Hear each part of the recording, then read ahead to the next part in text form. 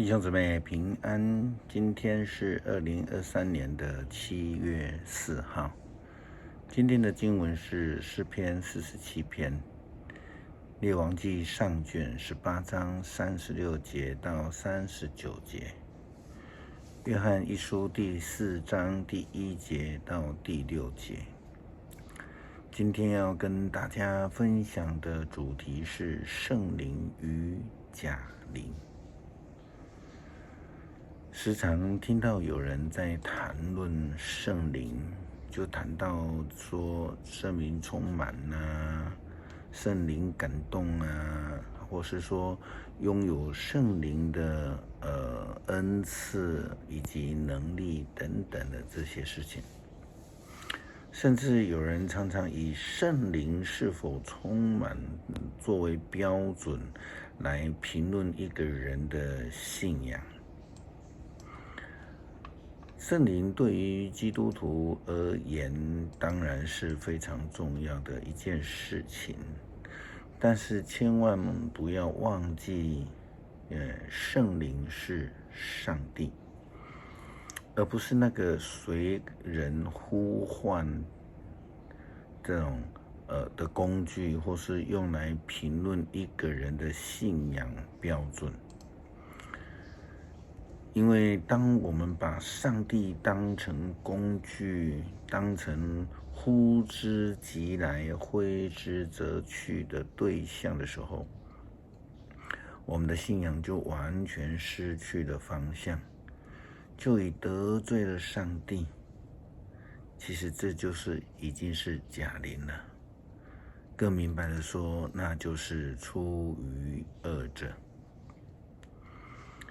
先知以利亚，他领受了上帝的呼召，成为先知，他就非常明白自己跟这个上帝的关系是上帝与仆人的关系。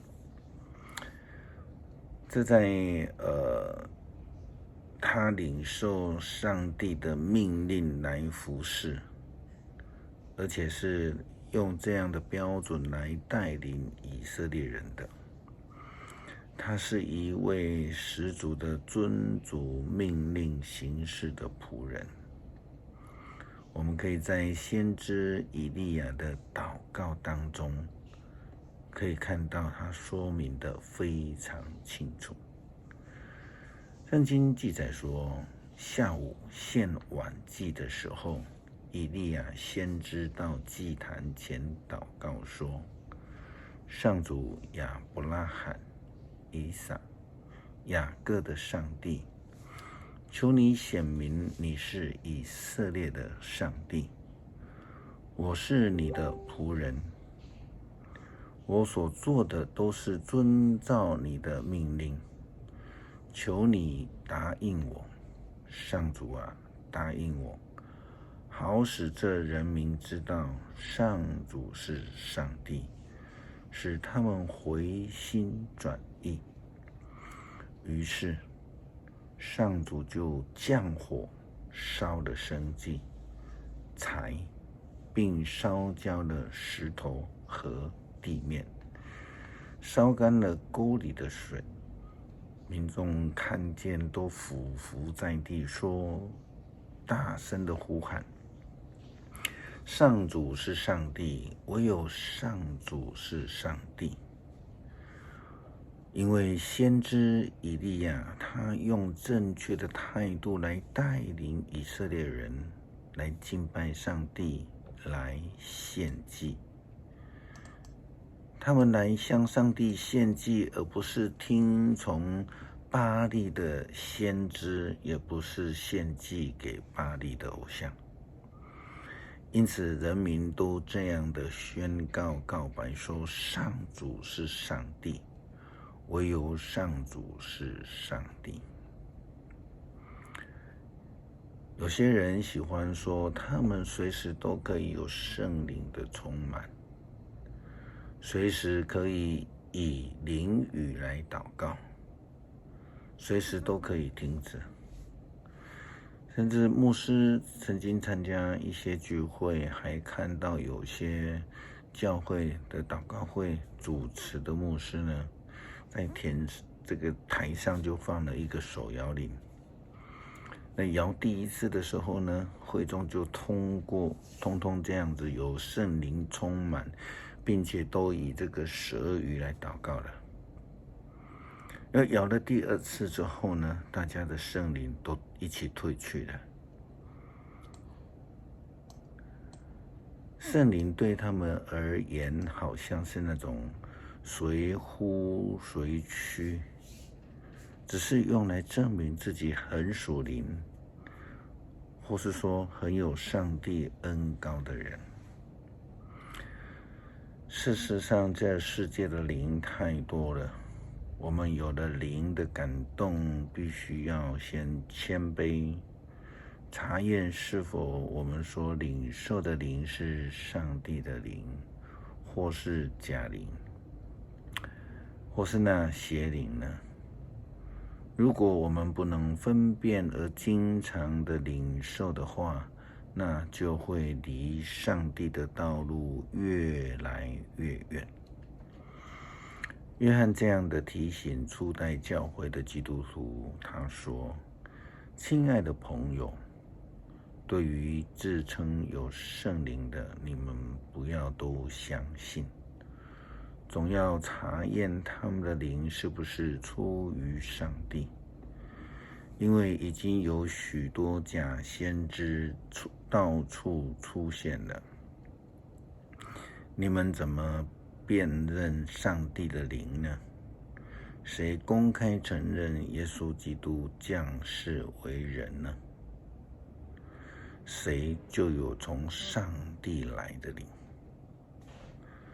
谁不公开承认耶稣，谁就没有从上帝来的灵。他所有的是敌对基督者的灵。你们听过这灵要来，现在已经在世上了。可是孩子们，你们是属上帝的，而且已经胜过了假先知，因为那在你们里面的灵，比属世界的人里面的灵更有力量。他们讲论世界的事，是人听从他们，因为他们是属世的。但是我们是属上帝的，认识上帝的人听从我们，不属上帝的人不听从我们。凭着这一点，我们知道怎样辨别真理的灵和谬误的灵。约翰教导的查验圣灵的标准是以宣认耶稣为基督，就如同先知以利亚以及当时候以色列人宣认上主是上帝一样。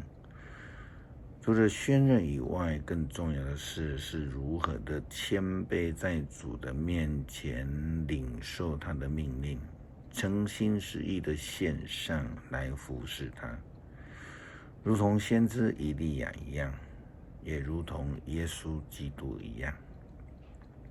诗篇47篇，万民啊，要鼓掌欢呼，要高声唱歌，要颂赞上帝，要敬畏至高的上主，他是大君王，统治全世界。